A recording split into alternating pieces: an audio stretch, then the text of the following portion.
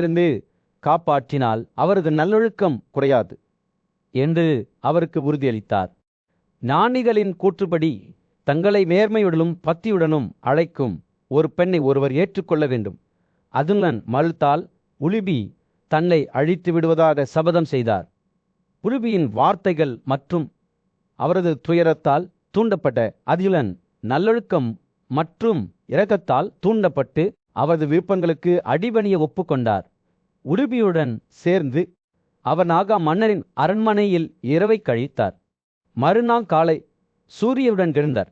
அவர்கள் தங்கை சாமரலிக்குள் நுழைந்த பகுதிக்கு திரும்பிய போது உலுபி விடுப்பு எடுத்து தனது சொந்த வசிப்பிடத்திற்கு திரும்பினார். பிரிந்து செல்வதற்கு முன்பு அதுலனுக்கு ஒரு வரத்தை வழங்கினார். தண்ணீரில் வெல்ல முடியாதது ஒவ்வொரு இரவும் என்று அறிவித்தார். சூரியன் காட்டின் மீது உதயமாகும்போது குந்தியின் துணிச்சலான மற்றும் உன்னதமான மகனான அர்ஜுனன் தனது வனவாசத்திலிருந்து அல்லது நாடு கடத்தப்பட்டதிலிருந்து ஒரு புதிய பயணத்தை தொடங்க வெளிப்பட்டான். அவர் தனது கடந்த கால செயல்களை பற்றி சிந்தித்து தனது எதிர்கால பாதைக்கு வழிகாட்டுதல்களை தேடி பல ஆண்டுகள் தனிமையில் கழித்தார். இப்போது அவர் மீண்டும் உலகிற்குள் நுழைய தயாராக இருந்தார்.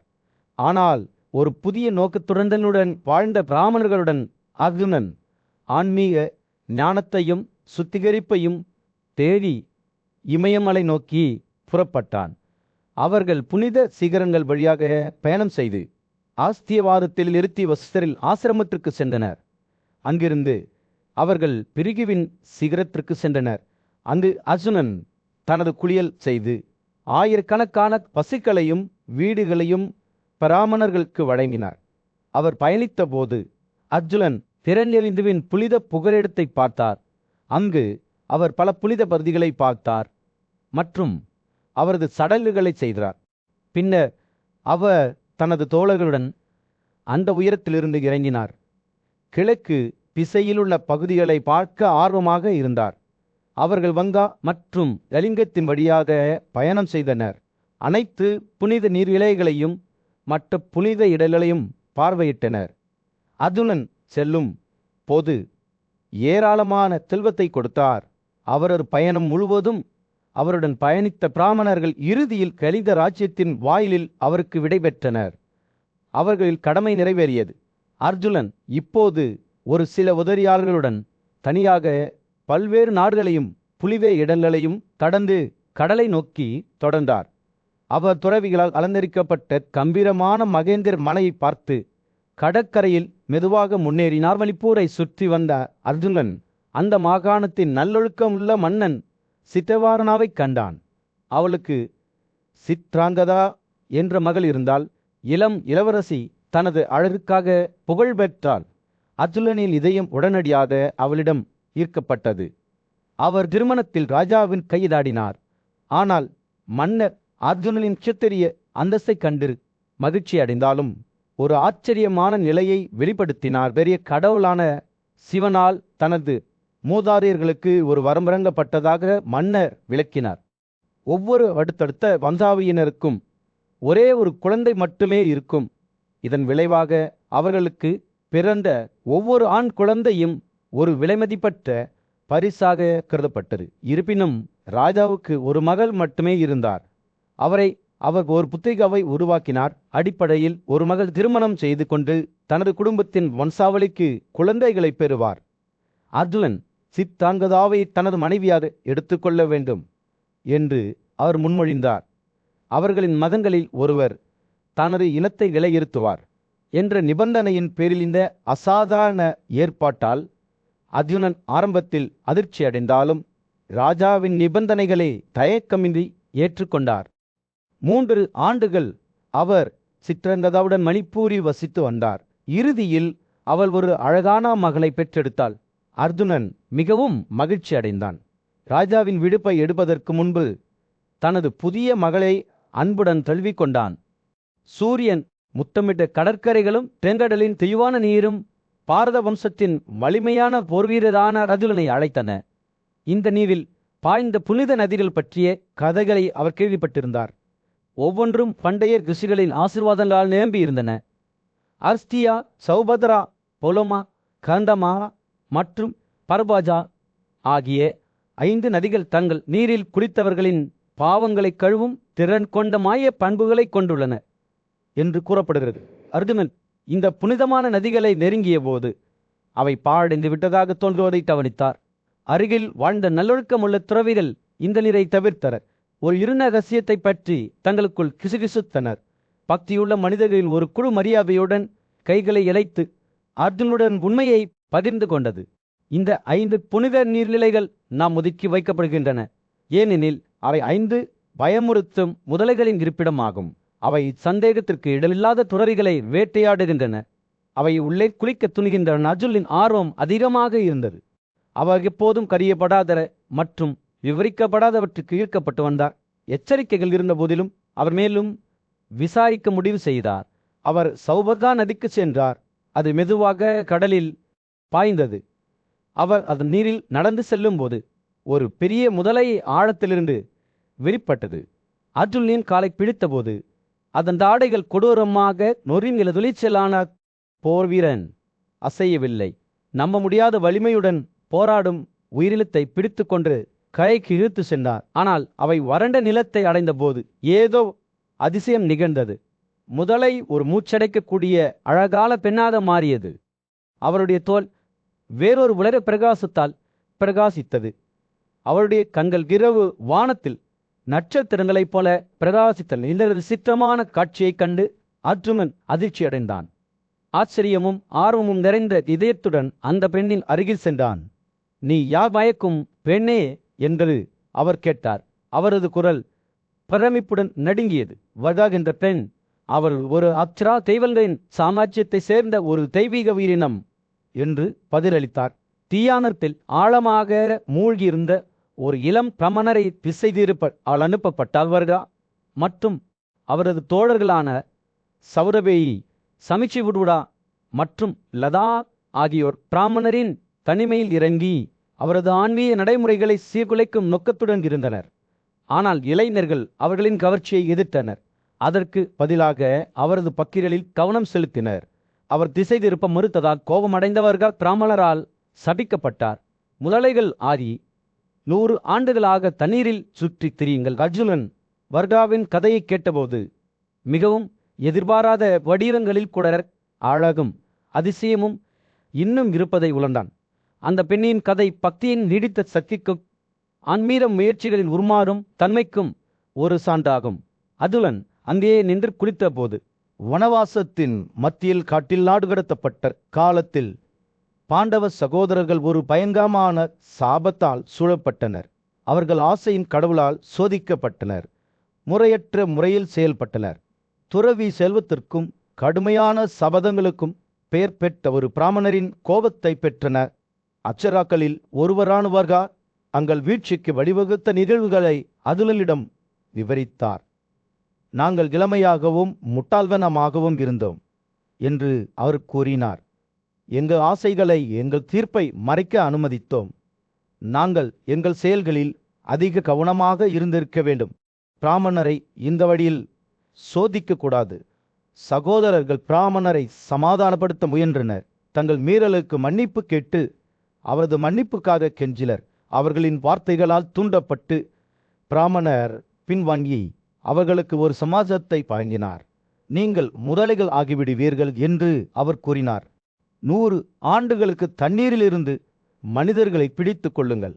அந்த நேரத்தின் முடிவில் ஒரு உயர்ந்த நபர் உங்களை விடுவிக்க வருவார். மேலும் உங்கள் உண்மையான வடிவங்களை நீங்கள் திரும்ப பெறுவீர்கள். பிராமணரின் வார்த்தைகள் முரண்பாட்டின் குறிப்பை கொண்டிருந்தன. ஆனால் அப்சரர்கள் தங்கள் தலைவிதியை ஏற்றுக்கொள்வதை தவிர வேறு வழியில்லை என்பதை அறிந்து கொண்டு அவற்றை மதிப்பில் எடுத்து கொண்டனர். அவர்கள் காட்டின் வழியாக சென்றபோது வர்கா அர்ஜுனனிடம் பிராமணருடன் ஏற்பட்ட சந்திப்பை பற்றி கூறினார். அவர்கள் அவருக்கு மரியாதையுடன் வணக்கம் செலுத்தினர். கனத்த இதயத்துடன் அவரது இருப்பை விட்டுவிட்டு மரியாதையுடன் அவரை சுற்றி வந்தனர்.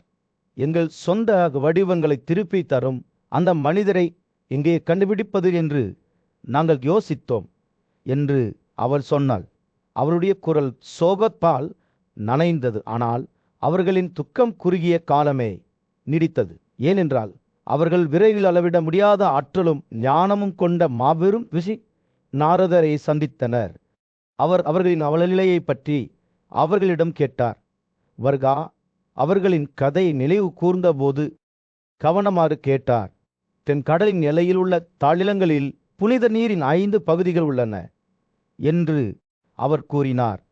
தாமதமின்றி அங்கு செல்லுங்கள், ஏனெனில் பாண்டுவின் மகள் தனஞ்சயா விரைவில் இந்த சோகமால் அவல நிலையிலிருந்து உங்களை விடுவிப்பார். மகிழ்ச்சியும் நன்றியும் நிறைந்த அதுனன் வர்கா மற்றும் அவருடைய நண்பர்களுடன் புனித நீர்நிலைகளுக்கு விரைந்தான். அவர்கள் நியமிக்கப்பட்ட இடத்திற்கு வந்தபோது அர்ஜுனனின் சொந்த மாற்றம் தங்கள் கண்களுக்கு முன்னால் நடப்பதைக் கண்டனர். ஒரு மென்மையான தொடுதருடன் அவர்களின் சாபத்திலிருந்து விடுவித்தார். மேலும் அவர்கள் தங்கள் உண்மையான வடிவங்களை மீட்டெடுத்தனர். அப்சராக்கள் மீண்டும் ஒரு முறை தாங்களாகவே இருப்பதில் மிகுந்த மகிழ்ச்சி அடைந்தனர். ஆனால் வர்காவின் இதயம் மற்ற நீரில் பின்னால் இருந்த தனது நண்பர்களுடன் இன்னும் நீடித்தது. அவர்களையும் விடுவிக்குமாறு அவள் அதுமலிடம் கெஞ்சினார். மேலும் பாண்டவ நாயகன் மகிழ்ச்சியோடு ஒப்புக்கொண்டார். தனது கையின் அலைகளுடன் அவர் 4 நண்பர்களையும் அவர்களின் சிறையில் இருந்து விடுவித்து அவர்களின் முந்தைய மகிமைக்கு மீட்டெடுத்தார். அவர்களின் சாபம் நீக்கப்பட்டவுடன் அப்சரர்கள் தாங்கள் விரும்பும் இடத்திற்கு செல்ல சுதந்திரமாக இருந்தனர். வர்காவின் எண்ணங்கள் அவரை பெற்றெடுத்த அவரது அன்பான மனைவியான சித்ராங்கதாவை நோக்கி திரும்பின. அர்ஜுனன் தனது பயணத்தை தொடர்ந்தபோது புனித நீர்நிலைகள் மற்றும் புனித இடங்களின் மூச்சடைக்கக்கூடிய அழகை பார்த்து மேற்கு கடலின் கரைகளில் அலைந்து தீர்ந்தான். அவரது அளவிட முடியாத வலிமை அவரை பிரபாசாவுக்கு அழைத்து சென்றது. இது மிகவும் மகிழ்ச்சியான ஒரு பகுதியாகும். கடவுள்கள் அதை பார்த்து புன்னகைப்பது போல் இருந்தது. மதுவை கொன்ற கிறிஸ்தர் அவர் வந்ததை பற்றி அவளுக்கு தெரியாது. கிறிஸ்தரின் ஆர்வம் அவரை மேலும் கவர்ந்தது. மேலும் அவர் தங்கள் அன்பான நண்பரும் சகதரிசியுமான அர்ஜுனனை சந்திக்க விரைந்தார்.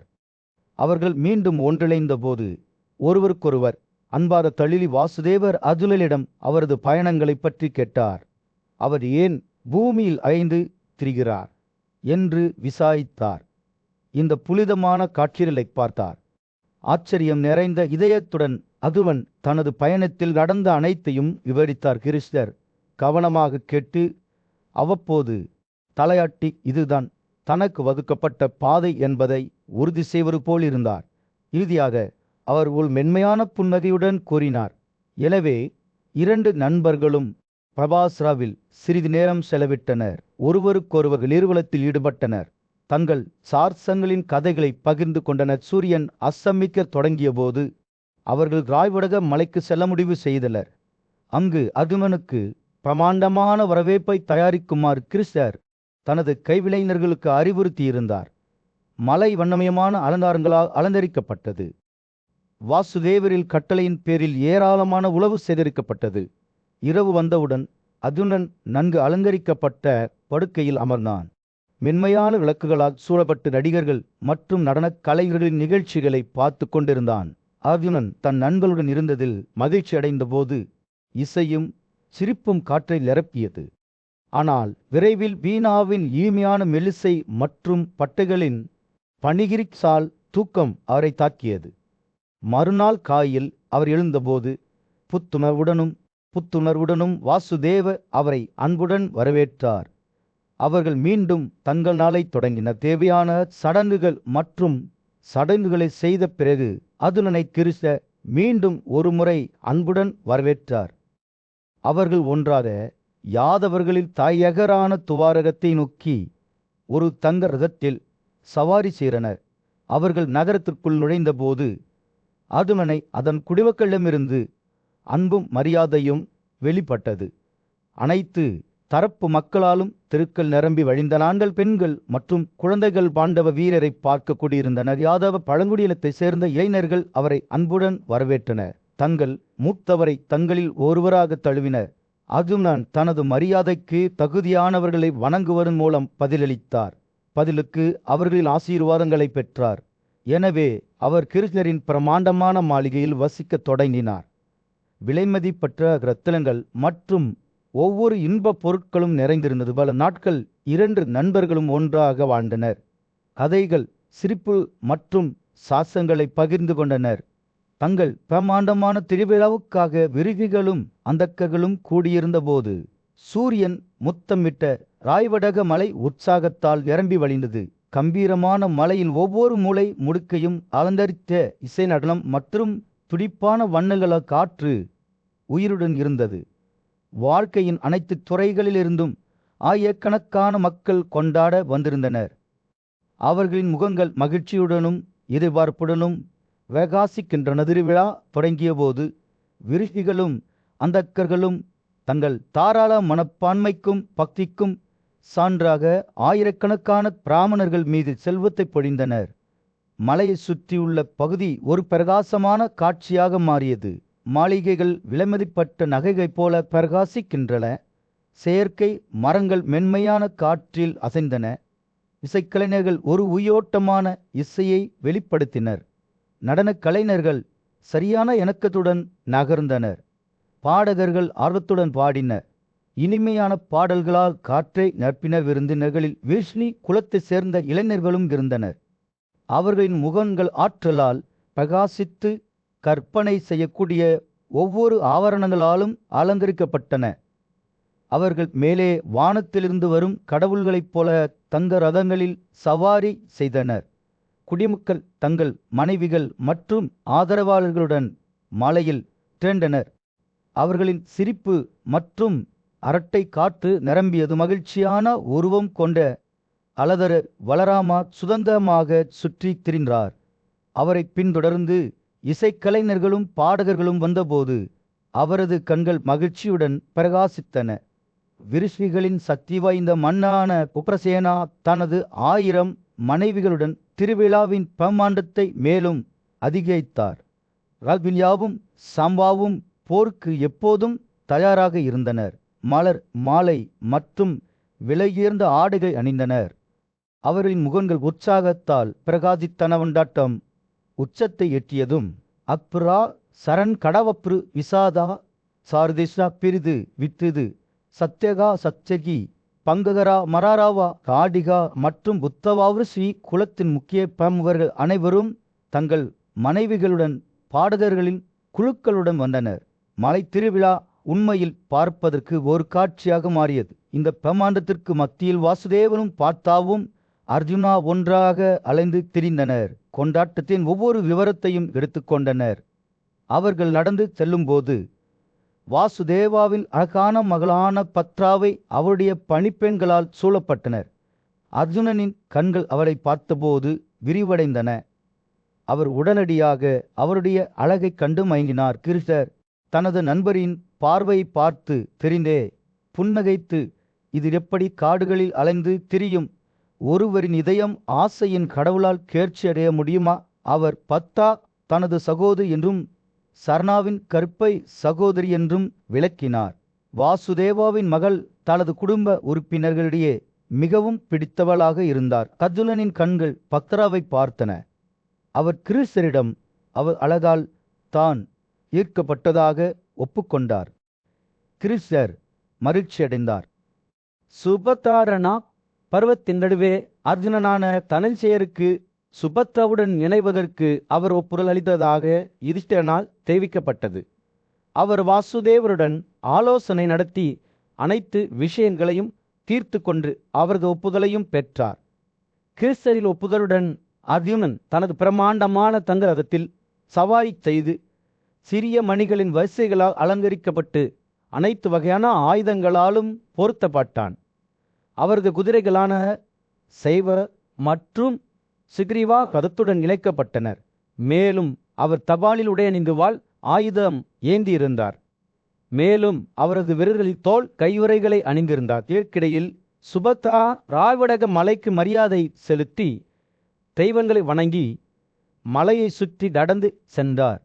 பின்னர் அவர் துவாரார்த்தியை நோக்கி தனது பயணத்தை தொடங்கினார். இருப்பினும் அர்ஜுனன் ஆசையின் அம்புகளால் குறிக்கப்பட்டு திடீரென்று சுபத்ராவை நோக்கி விரைந்தான்.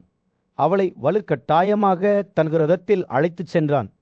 குற்றமற்ற அம்சங்களைக் கொண்ட யாதவ பெண்ணை பிடித்து கொண்டு அவர் தனது தங்க ரதத்தில் இந்திரபிரஸ்தத்தை நோக்கி சென்றார். சுபத்ராவின் ஆயுதமேந்திய உதவியாளர்கள் தங்கள் எஜமானி அழைத்துச் செல்லப்படுவதைக் கண்டு துவாரகரை நோக்கி ஓடினர்.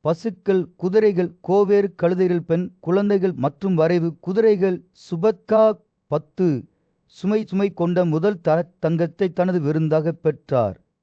துணிச்சலுக்காக அறியப்பட்ட ராமர் அதுலனுக்கு 1000 யானைகளை திருமண பரிசாக வழங்கினார்.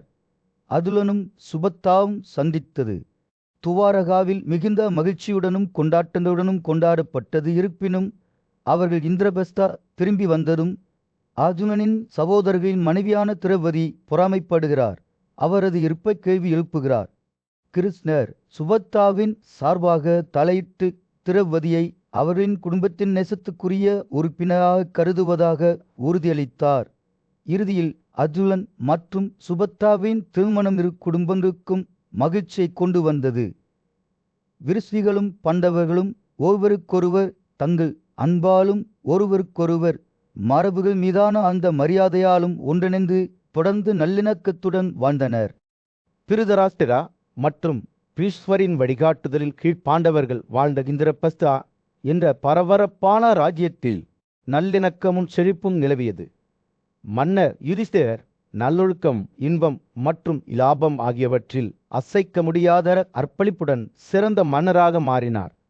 அவரது குடிமக்கள் அவரை களங்கமில்லாத பௌர்ணமி போல வணங்கினர்.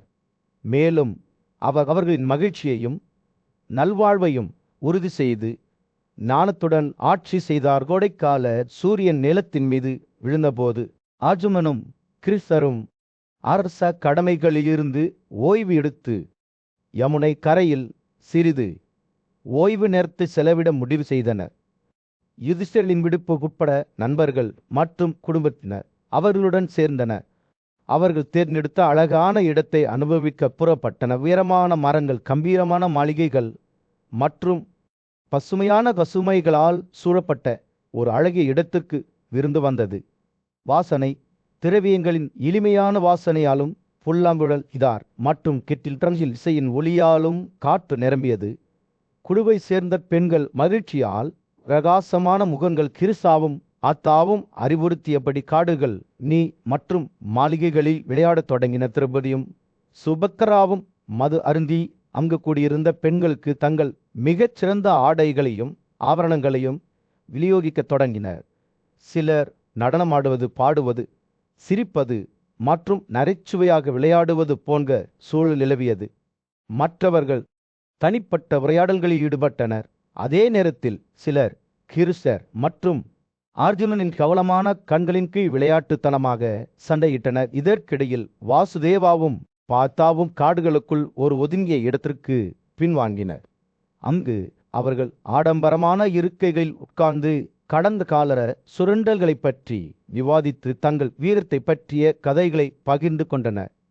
தங்கள் பிரகாசமான மஞ்சள் தாடி மற்றும் தாமரை இதழ்கள் போல பிரகாசிக்கும் பளபளப்பான கண்கள் கொண்ட உயரமான மரத்தை ஒத்த ஒரு பிராமணரின் வருகையால் அவர்களின் உரையாடல் தடைப்பட்டது. பிராமணர் நெருங்கி வந்தபோது அர்ஜுனனும் வாசுதேவனும் அவசரமாக தங்கள் இருக்கைகளிலிருந்து எழுந்து அவை வரவேற்று அவரது கட்டளைகளுக்காக காத்திருந்தனர். இந்த கம்பீரமான உருவத்தின் பிரசன்னமே கூட்டத்திற்குள் ஒரு மரியாதை உணர்வை எழுப்பியது போல் காற்று எதிர்பார்ப்புடன் நிரம்பி வழிந்தது.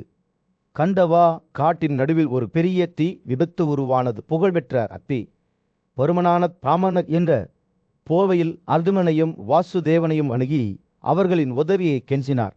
நான் பசியால் மூழ்கிவிட்டேன் என்று அவர் கூறினார். அவரது கண்கள் ஒரு உள் நெருப்பால் எரிகின்றன. எனக்கு ஏற்ற உணவை எனக்கு கொடுங்கள். கிருஷ்ணரும் அர்ஜுனனும் அத்தியின் வேண்டுகோளை கேட்டு ஆச்சரியம் அடைந்தனர். எந்த வகையான உணவு அவரது பசியை தணிக்கும் என்று அவர்கள் அவரிடம் கேட்டனர்.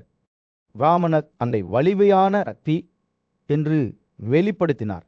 அவர் பல ஆண்டுகளாக கண்டவா காடுகளை விழுங்க முயன்றார். இருப்பினும் கடவுள்களின் ராஜாவான இந்திரன் அத்தியின் தீப்பிழம்புகளை அணைக்க மேகங்களிலிருந்து தண்ணீரை ஊற்றி இந்த நிலத்தை தனது சக்தியால் பாதுகாத்தார். அத்தி அர்ஜுனனிடமும் வாசுதேவனிடமும் நீங்கள் திறமையான போர் வீரர்கள், எனக்கு உதவுங்கள், நான் இந்த காட்டை என் உணலாக உட்கொள்வேன் என்று கெஞ்சினார்.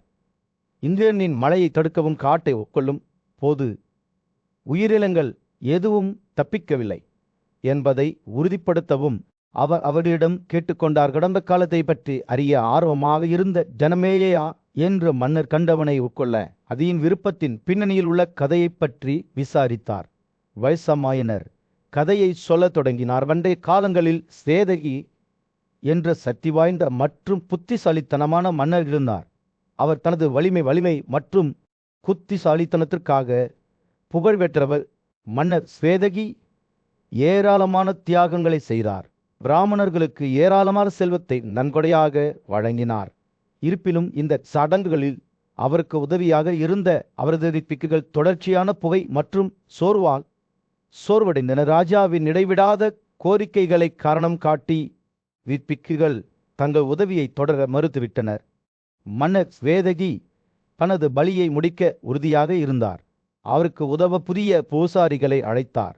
ஆனால் அவர்கள் கூட மறுத்துவிட்டனர். மன்னர் கடவுள்களின் கடவுளாலவற்றாவை அணுக வேண்டும் என்று கூறினர். கோபமும் தாழ்மையும் அடைந்த மன்னர் ஸ்வேதகி கைலாசா மலைகளுக்கு பின்வாங்கினார். அங்கு அவர் தீவிரமான தவத்தில் தன்னை அர்ப்பணித்தார். அவர் 6 மாதங்கள் கைகளை உயர்த்தி கண்களை தரையில் நிலைநிறுத்தி குறிப்பிட்ட நேரங்களில் பழங்கள் மற்றும் வேர்களில் மட்டுமே உயிர் வாழ்ந்தார். அவரது தவங்கள் மிகவும் கடுமையானவை. கூட அவரது பக்தியால் ஈர்க்கப்பட்ட தேவன் மன்னர் சேதகியின் முன் தோன்றி, உங்கள் சிக்கன நடவடிக்கைகளால் தான் மகிழ்ச்சி அடைகிறேன். மன்னவே, ஒரு வார்த்தை கேளுங்கள் என்று கூறினார். மன்னர் தனது தியாகத்தை முடிக்க உதவியை கோரினார். ஆனால் அவர் நேரடியாக பங்கேற்க மாட்டார் என்று கடவுள் பதிலளித்தார். அதற்கு பதிலாக அவர் ஒரு நிபந்தனையை முன்வைத்தார். மன்னர் சேதகி 12 ஆண்டுகள் பிரம்மச்சாரியின் வாழ்க்கையை வாழ முடிந்தால் தடையின்றி நெருப்பில் மணக்கங்களை ஊற்றினால் அவர் விரும்பியதை அவருக்கு வழங்குவார். மன்னர் சேதகி சவாலை ஏற்றுக்கொண்டு கத்ராவின் நிபந்தனையை நிறைவேற்றினார். 12 ஆண்டுகளுக்கு பிறகு அவர் மகேஸ்வரரிடம் திரும்பினார். அவர் தனது பக்தியில் மகிழ்ச்சி அடைந்தார். இருப்பினும் ருத்ரர் விளக்கினார், தெய்வங்களின் சாம்ராஜ்யத்தில் நவியவாரனா என்று அழைக்கப்படும் நெருப்பு தெய்வமான அத்தி தனது தந்தை பிரம்மனுக்கு முன்னால் நின்றார். அவரது முகம் கோபம் மற்றும் ஏமாற்றம் கலந்த கலவையால் பொறிக்கப்பட்டிருந்தது. அவரது வழக்கமாக பிரகாசமான வடிவம் இந்திரனின் தெய்வீக சக்திகளுடன் அவர் சமீபத்தில் சந்தித்ததன் நீடித்த வழியால் மங்களாக இருந்தது. காந்தவா காட்டில் நடந்த நிகழ்வுகளை அத்தி நினைவு கூர்ந்தபோது தாத்தாவின் உருவம் கவனமாக கேட்டது. நானியும் அனைத்தையும் அறிந்தவருமான பிரம்மன் அத்தியின் கதையை கேட்ட பிறகு சிந்தனையுடன் தலையசைத்தார். அவர் பேசுவதற்கு முன்பு ஒரு கணம் யோசித்தார். பாவமில்லாதவரே, இன்று இந்திரனின் முன்னிலையில் கூட காடுகளை அழிக்க வேண்டும் என்கிற உங்கள் விருப்பத்தை நிறைவேற்ற நான் ஒரு வழியை காண்கிறேன். அவரது வார்த்தைகள் நம்பிக்கையின் காற்றுடன் வழிந்தன. அவர் தொடர்ந்தார், தெய்வீக இரட்டையர்களான மற்றும் நாராயணர் பூமியில் மனித வடிவத்தை எடுத்துள்ளனர். அவர்கள் அர்ஜுனா மற்றும் வாசுதேவா என்று அழைக்கப்படுகிறார்கள். நீங்கள் நுகர விரும்பும் காடுகளுக்குள் அவர்கள் வசிக்கிறார்கள். அத்தியின் கண்கள் நம்பிக்கையால் பிரகாசித்தன. அவர் இருவரையும் நோக்கி விரைந்தார். இயற்கையின் அமைதியான அழகால் சூழப்பட்ட அவர்களின் துறவி பழக்கவழக்கங்களுக்கு மத்தியில் அவர்களை கண்டார். நெருப்பு தெய்வம் ஆசர உணவுடன் அவர்களை அணுகி பிராமணரின் வார்த்தைகளை பகிர்ந்து கொண்டார். அர்ஜுனா மற்றும் வாசுதேவா கண்டவா காடுகளை வேண்டுவதில் உங்கள் உதவியை நாட நான் வந்துள்ளேன். கடவுள்களே எனக்கு எதிராக இருப்பதாக தெரிகிறது.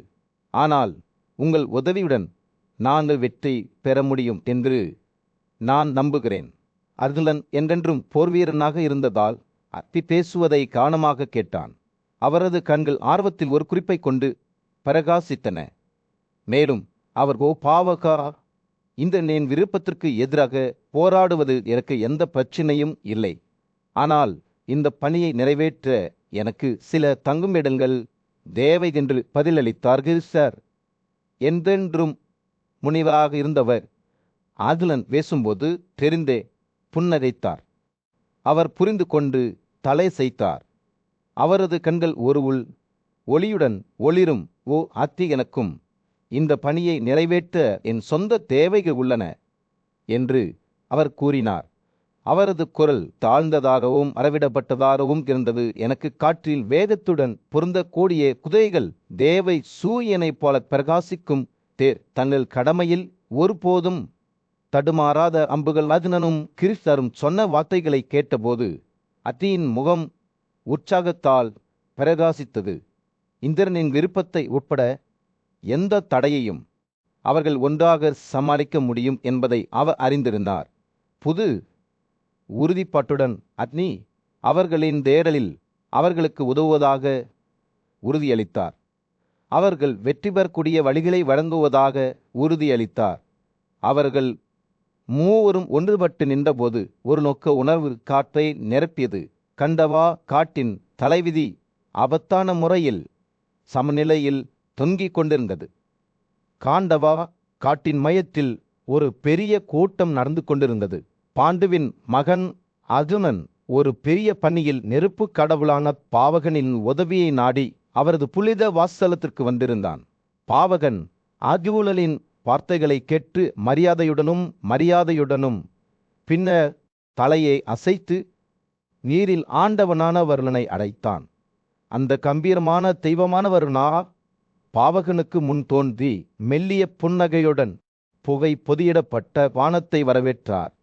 அவர்களுக்கிடையேயான உரையாடல் சுருக்கமாக ஆனால் குறிப்பிடத்தக்கதாக இருந்தது. வருணன் பாவகனுக்கு ஏதாவது கொடுக்க விரும்புகிறார் என்பதை அறிந்த வருணன் தனது விருப்பங்களை நிறைவேற்றுவதாக பதிலளித்தார். பாவக பின்னர் அதனிடம் அற்புதமான வில்லை கொடுத்தார். காந்தீபம் சிறந்த வண்ணங்களால் அலங்கரிக்கப்பட்டு சிக்கலான வடிவமைப்புகளால் வண்ணமயமாக்கப்பட்டது. இது சாதாரண வில் அல்ல, இது ஒரு வானகருவியாகும். இது எந்த எதிரியையும் வெல்லும் திறன் கொண்டது. அர்ஜுனன் வில்லை பெற்றபோது அவரது கண்கள் மகிழ்ச்சியால் பிரகாசித்தன. அவர் வெல்ல முடியாதவராக உணர்ந்தார். இந்த பரிசு 3 உலகங்களையும் வெல்லும் தனது தேடலில் அவருக்கு உதவும் என்பதை அவர் அறிந்திருந்தார். பின்னர் பாவகன் மதுவை கொன்ற கிறிஸ்தவுக்கு அதன் மையத்தில் இணைக்கப்பட்ட ஒரு இரும்பு கம்பமான ஒரு வட்டு ஒன்றை வழங்கினார். இது சாதாரண ஆயுதம் அல்ல, கடவுள்களையும் பேய்களையும் கூட வெல்லும் திறன் கொண்ட ஒரு நெருப்பு கருவியாகும். இந்த பரிசுகளால் அர்ஜுனனும் கிறிஸ்தவும் சக்தி வாய்ந்தவர்களாக உணர்ந்தனர். எந்த ஒரு சவாலையும் எதிர்கொள்ள தயாராக இருந்தனர். அவர்கள் பாவகனின் தாராள மனப்பான்மைக்கு நன்றி தெரிவித்தனர். அவருக்கு தங்கள் நன்றியை தெரிவித்தனர். வருண பகவான் அவர்களுக்கு மற்றொரு பரிசை வழங்கினார். ஒவ்வொரு தெய்வத்தையும் கொன்று இடிப்போன்ற கதலையை தூண்டும் திறன் கொண்ட தம்மோதகி என்ற கதையை அவர்களுக்கு வழங்கினார். 3 தெய்வீக உயிரினங்களும் ஒன்றாக நின்றபோது அவர்களின் உரையாடல் கையில் உள்ள பணியை நோக்கி திரும்பியது. அர்ஜுனனும் கிறிஸ்தரும் இந்த பரிசுகளால் வானங்களையும் அசுரர்களையும் கூட வெல்வோம் என்று சபதம் செய்தனர். பாவகன் புன்னகைத்தார். அவரது விருப்பங்கள் நிறைவேற்றப்பட்டதை அறிந்தார். தனது கையின் அலைகளால் காட்டை சுற்றி 7 தீப்பிழம்புகளை எரித்தார். அத்தியின் தீப்பிழம்புகள் அதை சூழ்ந்ததால் கண்டவா காடு நடுங்கியது. அவற்றின் பாதையில் உள்ள அனைத்தையும் வீங்கியது. மரங்கள் அச்சத்தில் அசைந்தன. நரகம் பரவியதால் அவற்றின் கிளைகள் வாடின. பாவகளின் வடிவம் ஈயும் உலைகளாக மாறியது.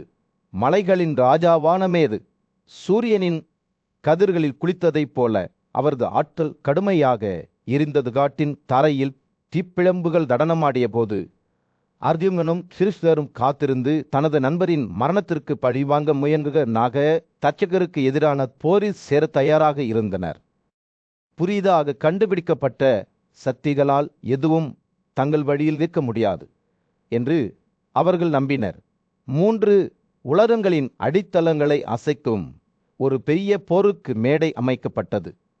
கண்டவா காட்டின் மையப்பகுதியில் சக்தி வாய்ந்த வீரர்களான கிறிஸ்தரும் அர்ஜுனனும் போருக்கு சென்றபோது ஒரு பெரிய படுகொலை வெளிப்பட்டது. தங்க கவசங்களால் அலங்கரிக்கப்பட்ட அவர்களின் தவங்கள் ஒரே உருவம் போல் தோன்றின. அவற்றின் ஓட்டுநர்கள் வெள்ளத்தின் குறுக்கே நடக்கும்போது சரியான ஒத்திசைவில் நகர்கிறார்கள். சகோதரர்களின் இருப்பு ஒரு புயல் போல இருந்தது. எந்த உயிரினத்தையும் தொடாமல் விடவில்லை. காடு இருந்தபோது உயிரினங்கள் அச்சத்தில் ஓடின. அவற்றின் அழுகுரல்கள் காற்றில் எதிரொலித்தன. சில தடுமாறினர். தீப்பேம்புகளால் தங்கள் கைகால்கள் எரிந்தன. மற்றவர்கள் காட்டும் காண்டித்தனமாக ஓடினர். புகை மற்றும் வெப்பத்தால் கண்மூடித்தனமாக இருந்தனர். தாய்மார்கள் தங்கள் குழந்தைகளை நெருங்கினர். தந்தைகள் தங்கள் குடும்பங்களை காப்பாற்றினர். ஆனால் அது மிகவும் தாமதமாகிவிட்டது. நரகம் அனைவரையும் விழுங்கியது. காட்டில் இருந்த குளங்கள் மற்றும் குளங்கள் கொதித்தன. உள்ளே வாழ்ந்த மீன்கள் மற்றும் ஆமைகள் இறந்தன. விலங்குகள் அழிந்ததால் எரியும் மாமிசத்தின் துர்நாற்றம் காற்று நிரம்பியது. அவற்றின் உடல்கள் எரிந்த எச்சங்களாக குறைந்தன. பறவைகள் பறந்தன. அர்ஜுனனின் விரைவான அம்புகளால் துளைக்கப்பட்டன. கீழே எய்யும் நரகத்தில் விழுந்தன. படுகொலை தொடரும்போது காடு குழப்பம் மற்றும் அச்சத்தின் பேரழிவாக மாறியது. உயிரினங்களின் அழுகை ஒரு காது கேளாத கதனையாக உயர்ந்தது. இது பண்டைய நாட்களில் கடல் உருண்டோடிய கூச்சலுக்கு போட்டியாக இருந்தது. கடவுள்களும் கூட இந்த காட்சியால் அசைந்தனர். அழிவை பார்க்கும்போது அவர்களின் கவலை தெளிவாக தெரிகிறது. கடவுள்களில் அரசனான இந்திரனை அவரது தெய்வீக நண்பர்கள் அணுகினர். அவர்கள் அக்கினி கடவுளான அதி ஏன் கீழே உள்ள உலகத்தின் மீது இத்தகைய பேரழிவை கட்ட வைத்து விடுகிறார் என்பதை விளக்குமாறு கேட்டனர். எல்லாவற்றையும் முடிவுக்கு கொண்டு வருவதற்கான நேரம் வந்துவிட்டதா என்று அவர்கள் கேட்டனர். இந்திரனின் பதில் நடவடிக்கைக்கான அழைப்பாக இருந்தது. அவர் காடு மற்றும் அதன் குடிமக்கள் சார்பாக மத்தியஸ்தம் செய்வார். இந்திரன் தனது கையின் அலைகளுடன் மேகங்களை வரவழைத்து எரியும் காட்டின் மீது தங்கள் தண்ணீரை ஊற்றும்படி கட்டளையிட்டார். வானத்திலிருந்து ஆயிரக்கணக்கான மேகங்கள் இறங்கின. ஆனால் ஐயோ, அவற்றின் நீர் கீழே உள்ள வறண்ட பூமியை அடைவதற்கு முன்பே தீப்பிழம்புரலின் வெப்பத்தால் ஆவியாகிவிட்டது. கோபமடைந்த அத்தியின் எதிரியான நாமூச்சியின் கொலையாளி இன்னும் பெரிய மேகங்களை சேகரித்து காட்டின் மீது பலத்த மழையை கட்டவிழ்த்து விட்டால். நெருப்புக்கும் தண்ணீருக்கும் இடையே போர் மூண்டது. வானத்தில் மின்னல் பிரகாசித்தது. இரண்டு கூறுகளும் பயங்கரமான மற்றும் பணிக்க வைக்கும் ஒரு காட்சியில் மோதிக்கொண்டன. ஒரு காலத்தில் பசுமையான புகலிடமாக இருந்த கண்டவா காடு குழப்பத்தின் கடிகாரமாக மாறியது. அதன் தலைவீதி ஆபத்தான சமநிலையில் தொங்கிக் கொண்டிருந்தது. பாண்டுவின் மகன் அர்ஜுனன் போருக்கு தயாராகிக் கொண்டிருந்த போது சூரியன் கண்டவா காட்டின் மீது ஒரு சூடான ஆரஞ்சு நிற ஒளியை மரங்களின் மீது வீசிக்கொண்டிருந்தது.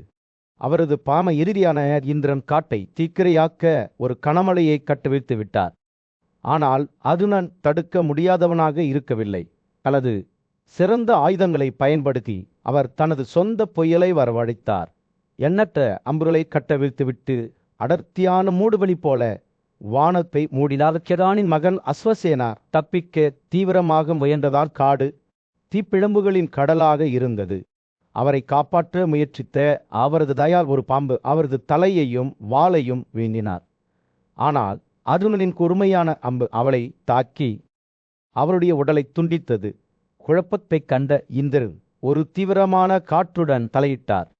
அர்ஜுனனை ஒரு கணம் மயக்கமடைய செய்தார். அர்ஜுனன் தனது புத்திசாலித்தனத்தை மீட்டெடுத்த போது அவர் ஏமாற்றத்தால் கோபமடைந்தார். மேலும் வானத்திற்கு தப்பி செல்ல துணிந்த எந்த உயிரினத்தையும் வெட்டினார்.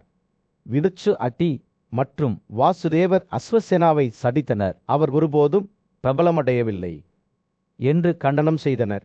ஜிஷ்ணுவின் கோபம் வானத்தை அம்புகளின் மேகத்தால் மூடி பாம்பை எதிர்கொள்ள முயன்றபோது மட்டுமே வளர்ந்தது. காற்று அலறியது.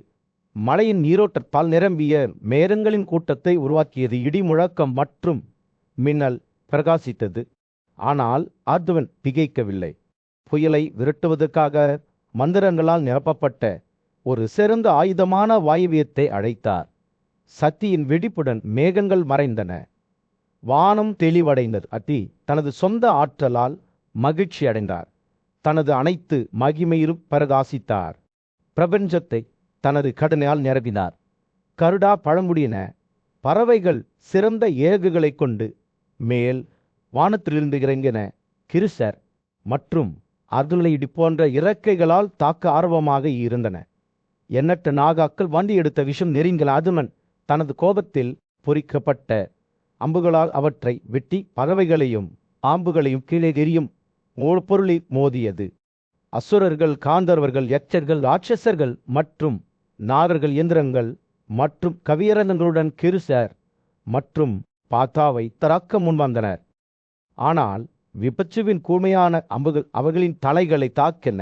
அதே நேரத்தில் கிருசர் தனது ஒட்டுப்பையை பேரழிவுகரமான விளைவுடன் பயன்படுத்தினார். வனங்களின் தலைவனான சத்தா தனது வேலை யானையின் மீது இடி முழக்கத்துடன் புறப்பட்ட போது போர் தீவிரமடைந்தது. அதுமனின் வீரத்தை கண்ட தெய்வங்கள் அந்தந்த ஆயுதங்களை இழுத்தன. யமன் மரணத்தை சமாளிக்கும் கதையை பிடித்து கொண்டார். குவேரா ஒரு கூழ்முனை கிரப்பை பிடித்தார். வருணான் ஒரு மூக்கையும் அழகான ஏவுகணையும் பிடித்தார். மோதல் தீவிரம் அடைந்த போது ஏராளமான அறிகுறிகள் தோன்றி உயிரினங்களின் புலன்களை கொள்ளையடித்தன.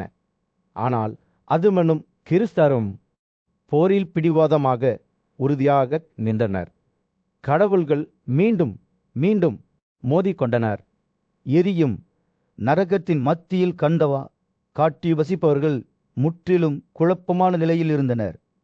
தானவாக்கு ராட்சசர்கள், நாகாக்கள், ஓநாய்கள், கரடிகள், புலிகள், சிங்கங்கள், யானைகள், மான்கள், எருமைகள் மற்றும் எண்ணற்ற பிற உயிரினங்கள் காட்டை சுற்றி எரிந்ததால் பீதியுடன் தப்பி ஓடில.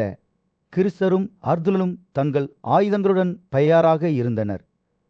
அவர்களின் முகங்கள் கடுமையானவை மற்றும் உறுதியானவை. தீப்பேம்புகு காட்டை சூழ்ந்தபோது ஒரு காது கேளாத ககனை காற்றை நிரப்பியது. அச்சத்தால் முடங்கி போன உயிரினங்கள் ஏக்கத்தின் சக்தியை இழந்தன. கிருஷ்ணர் அவரது இருண்ட நிறம் வானத்தை இருந்ததாக தோன்றியது. அவர்கள் மீது தனது வட்டு எரிந்தது. வட்டு குழப்பத்தின் வழியாக வெட்டப்பட்டது. நூற்றுக்கணக்கான உயிரினங்களை வெட்டி அவற்றை நெருப்பின் கடவுளான அத்தியின் வாயில் விழ செய்தது. இரத்தமும் கொழுப்பும் நிறைந்த அசுரர்கள் தங்கள் சிதைந்த நிலையில் மாலை மேகங்களைப் போல இருந்தனர். கிருஷ்ணர் மரணத்தைப் போலவே நகர்ந்தார். பிசாச்சர்கள், பறவைகள், நரக்கள் மற்றும் பிற உயிரினங்களை ஆயிரக்கணக்கானோர் கொன்றனர். அவரது கைகளிலிருந்து மீண்டும் மீண்டும் வீசப்பட்ட அவரது வட்டு ஒவ்வொரு கொலைக்கும் பிறகு அதில் அடுத்த பாதிக்கப்பட்டவருக்கு ஆர்வமாக இருப்பதைப் போல அவரிடம் திரும்பியது. தீப்பிழம்புகளை அணைக்க கூடியிருந்த தேவதூதர்கள் கிருஷ்ணரின் வலிமையிலிருந்து காடுகளை பாதுகாக்க முடியாது என்பதை உணர்ந்தனர். அவர்கள் பின்வாங்கினர். தங்கள் முயற்சிகளை கைவிட்டனர்.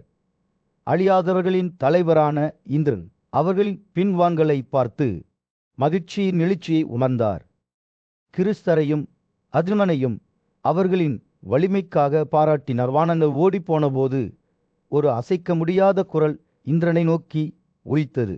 வாசவா, என் வார்த்தைகளிலிருந்து வாசுதேவனும் ஆதுமனும் போரில் யாராலும் தோற்கடிக்கப்பட முடியாது என்பதை அறிந்து கொள்ளுங்கள். அவர்கள் நரர் மற்றும் நாராயண சொர்க்கத்தில் கேள்விப்பட்ட பண்டைய கடவுள்கள் கிருஷ்ணர் மற்றும் அர்ஜுவனின் வெல்ல முடியாத தன்மையையும் அவர்களின் ஆற்றலையும் வலிமையையும் இந்திரனுக்கு வெளிப்படுத்தினார். அவரது கோபமும் பொறாமையும் கைவிடப்பட்ட இந்திரன் தனது வீரர்களுடன் பின்வாங்கினார். கிருஷ்ணனையும் அர்ஜுனனையும் கண்ட காடுகளில் அழிவை தொடரவிட்டுவிட்டு சொர்க்கத்தில் வசிப்பவர்கள் அவரை பின்தொடர்ந்தனர். லியோனின் கதலையுடன் அவர்கள் அச்சமின்றி தீ விபத்தில் உதவினர். அதன் எல்லைகளுக்குள் வாழ்ந்த எண்ணற்ற உயிரினங்களை கொண்டனர். அர்ஜுனன் எதிர்கால ஏழைகளைப் போல வானங்களை சிதறடித்தான். காட்டில் வசிப்பவர்கள் மீது தனது அம்புகள் கொடூரமான துல்லியத்துடன் பொழிந்தன. எரியும் காட்டிலிருந்து எந்த உயிரினமும் தப்பிக்க முடியவில்லை. மேலும் தப்பி ஓட முயன்றவர்கள் அர்ஜுனனில் அசைக்க முடியாத நோக்கத்தால் வெட்டப்பட்டனர். தீப்பிழம்புகள் உயர்ந்தபோது நெருப்பின் கடவுளான அத்தி போன்ற விலங்குகளின் கொழுப்பு நீரோட்டத்தில் பிடித்தார். அவரது கண்கள் செம்பு தீவிரத்தால் எரிந்த நலிவு தீவிரமடைந்த போது மாயா என்ற ஒற்றை அசுரன் தட்சகானின் வசிப்பிடத்திலிருந்து தப்பித்து விட்டான். அதி தலையில் கட்டப்பட்ட பூட்டுகளுடன் ஒரு உடலை கருதி மாயாவை பின்தொடர்ந்து அவரை விழுங்க முடிவு செய்தார். ஆனால் அதியின் தீப்பிழம்புகளைப் போலவே காண்டவா காட்டின் மையப்பகுதியில் நெருப்பின் கடவுளான அத்தியால் தூண்டப்பட்ட ஒரு பெரிய தீ விபத்து ஏற்பட்டது. தீப்பிழம்புகள் அவற்றின் பாதையில் உள்ள அனைத்தையும் எரித்தன. சாம்பல் மற்றும் எரிந்த எச்சங்களை தவிர வேறு எதையும் விட்டு செல்லவில்லை.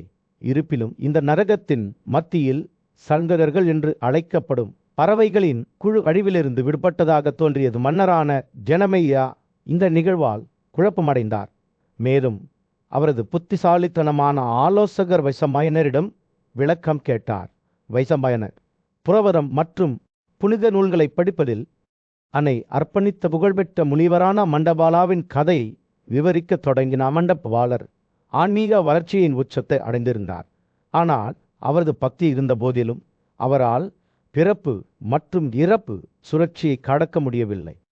அவர் விடுதலையை அடையத் தவறியது.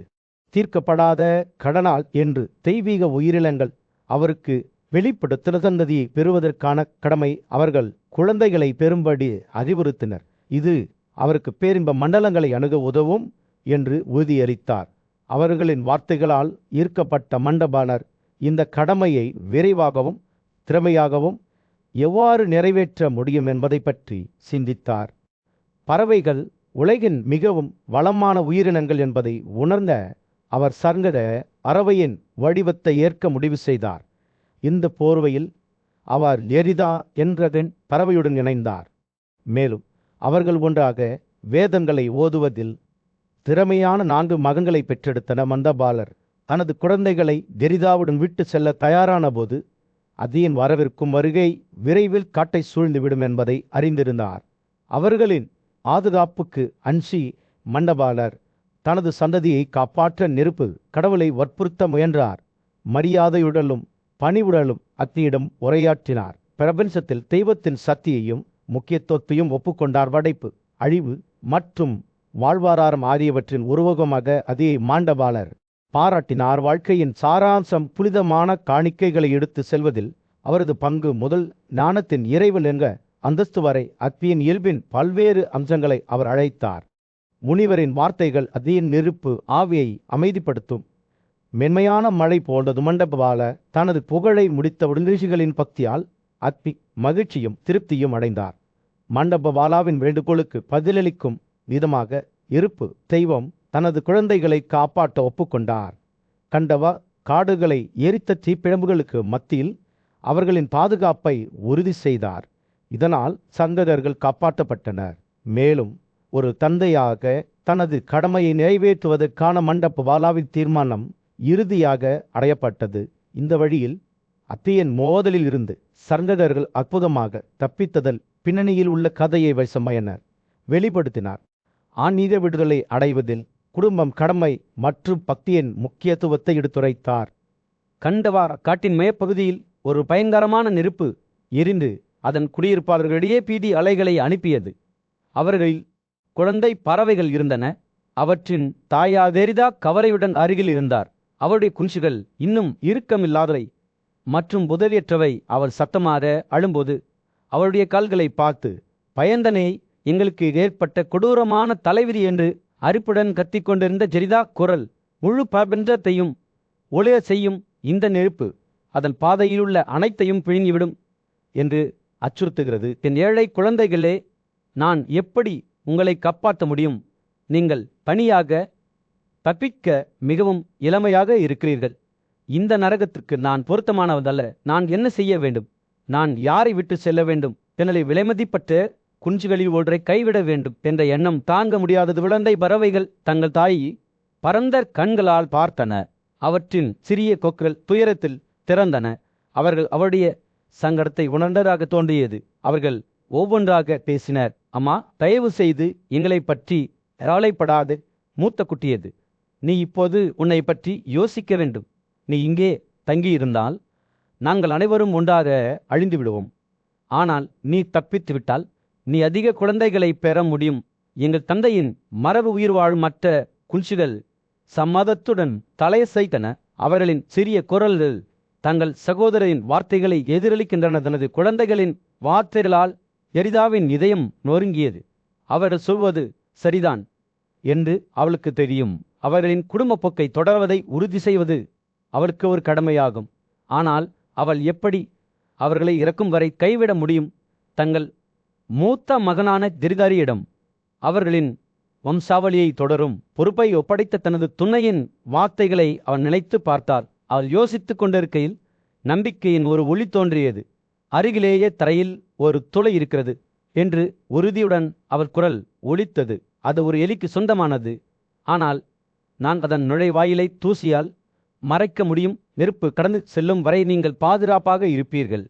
பின்னர் அது தீர்ந்ததும் நான் திரும்பி வந்து உங்களுக்காக வழியை சுத்தம் செய்வேன். குஞ்சுகள் ஒருவரை ஒருவர் நிச்சயமற்ற முறையில் பார்த்தன. இறகுகள் அல்லது இறக்கைகள் இல்லாமல் துளையில் வசிக்கும் எந்த ஒரு உயிரினத்திற்கும் அவை இரையாக இருந்தன. ஆனால் எலியைப் பற்றி என்ன என்று அவர்களில் ஒருவர் பயத்தில் நடுங்கும் குரலில் கேட்டார். நாம் உள்ளே சென்றால் அதை நிச்சயமாக நம்மை சாப்பிடும் தெரிதாவின் வெளிப்பாடு கசப்பாக மாறியது.